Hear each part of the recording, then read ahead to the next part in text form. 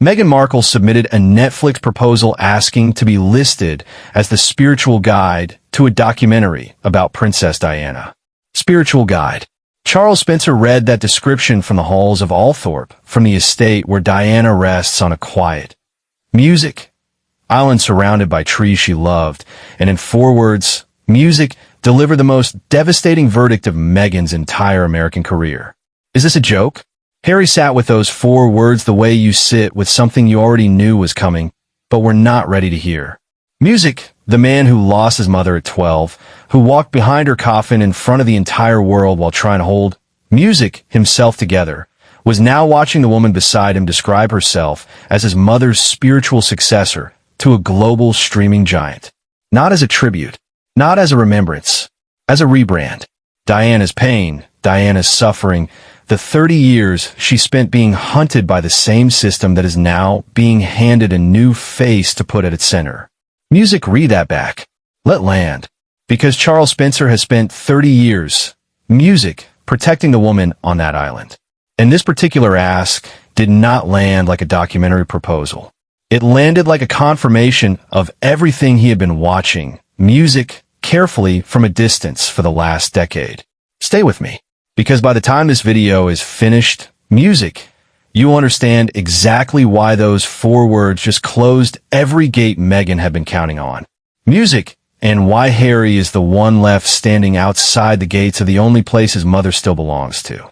If you believe Diana's sons deserve someone willing to say what the palace will not, this channel, Music, was built for you. Subscribe now, because this story is not finished and the next chapter, Music, is already moving. To understand why Spencer's 4 words carry the weight they do, you have to understand the man who said them. Charles Spencer is not just another royal relative living on the edges of the Windsor Circle. He is the guardian of a woman the world has never, music, stopped grieving. Diana does not rest in a royal vault. She does not rest in a public cemetery surrounded by tourists. She rests on a private island at Althorp surrounded by trees. She chose herself in the care of the family that loved her before the cameras arrived and after the music left. Charles is the one who decides who gets near that island. He is the one who decides who gets to tell her story. For 30 years, he has been a silent, watchful guardian, intervening only when it mattered, speaking only when silence was no longer enough. Something changed in the last few years. Music. Harry felt the shift the way you feel a door closing, not with a music slam, but with a specific quiet click of something that will not reopen. The man who was promised by his uncle over his mother's coffin that the Spencer family would protect him with music, soul, and sensitivity began to understand that the protection was now about something much closer. Music. Tell me in the comments, do you think Harry knew what she was doing with his mother's name? Because the answer changes everything about what comes next. But here is the detail that every piece of mainstream coverage completely missed. Because the Netflix proposal was not just a business music pitch. It was a mirror. And Charles Spencer had seen this reflection before. The specific word Meghan used to describe her role, and it tells you everything about what this was always going to be. The Sussex brand was in genuine trouble. The Spotify chapter had ended with executives calling them grifters.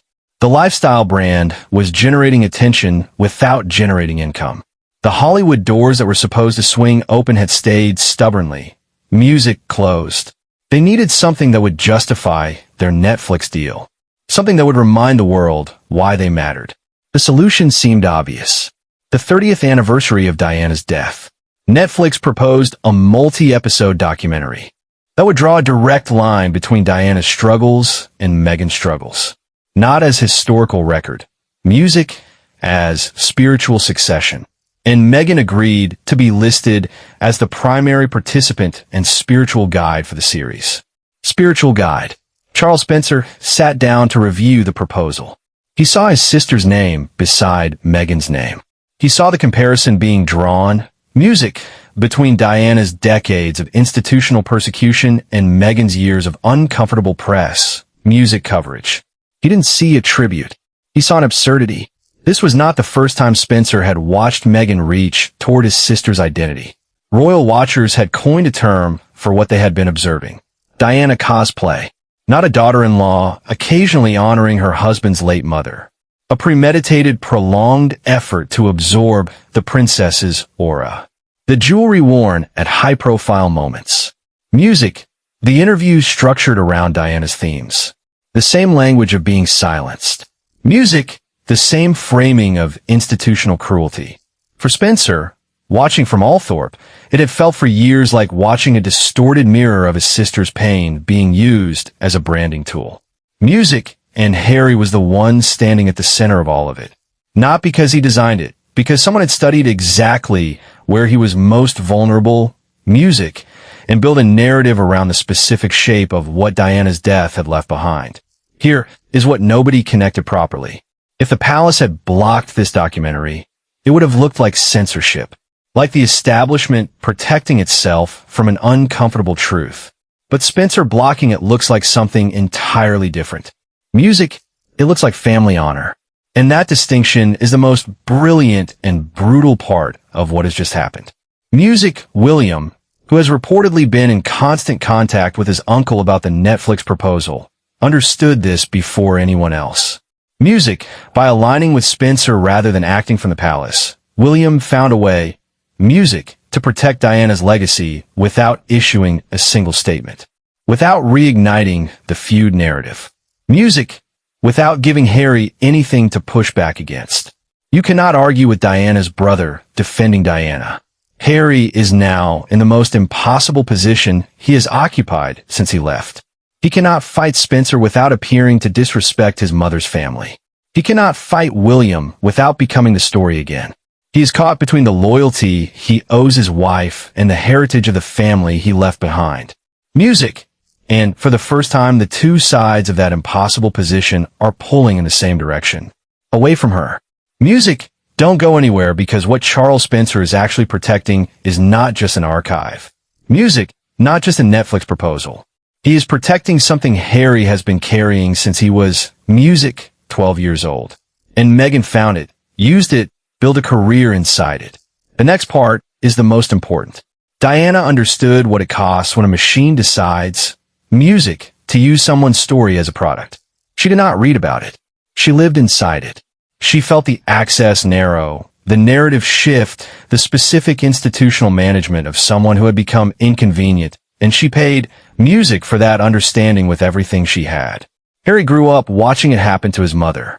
Then, he watched the woman beside him spend years positioning herself inside the story of his mother's suffering, wearing her jewelry at calculated moments, structuring interviews around her themes, describing herself to a Netflix music producer as her spiritual guide. Spencer carried a burden for 30 years. He was the one who opened the door that led to the interview that became the most vulnerable and most exploited moment of his sister's public life. He saw firsthand how vulnerability was turned into content, how the most human parts of a person's pain became something a network could sell. Music, and watching the same pattern emerge, the same language, the same strategic reach toward Diana's identity. Something in Spencer stopped being watchful. It became a decision, not a political one, not a commercial one, a brother's decision. The same kind of decision he made when he stood at her funeral and looked the world in the eye. And Harry, who carries his mother's absence in every room he has ever, music, walked into, is now sitting with what that decision means for everything music he thought he was building. At what point do you think Harry looks at what has been built around his mother's memory, music, and asks the same four words Spencer asked? Drop it below. By this point, you understand what the Althorpe veto actually means. But there's one final thing, music, that nobody has said clearly. The thing that makes this story not just about Meghan, but about Harry. Music, and about a question he cannot escape anymore. Here is where we land. Music. Some gates cannot be opened with a title or a camera crew. Some gates are closed by a brother's love, and they are closed for good. Diana, music, rests on a quiet island at Althorpe, surrounded by trees she loved, protected by the man who made a promise over her coffin and has spent 30 years keeping it. No statement rewrites what Charles Spencer said. No reframe changes what those four words confirmed. No streaming deal replaces what was just closed. Music, and Harry, standing somewhere between the life he built and the family he left, is carrying the full weight of what those 4 words confirmed. Music, is this a joke? That was Charles Spencer's question. The answer is what Harry is living with now. Music, and Diana's island remains exactly as she left it. Quiet, protected, closed for good, the way a brother promised it would be. If this story moved you, subscribe to this channel, because Diana's story is not finished. Music being defended, and the next chapter is already moving. You will want to be here when it surfaces. Music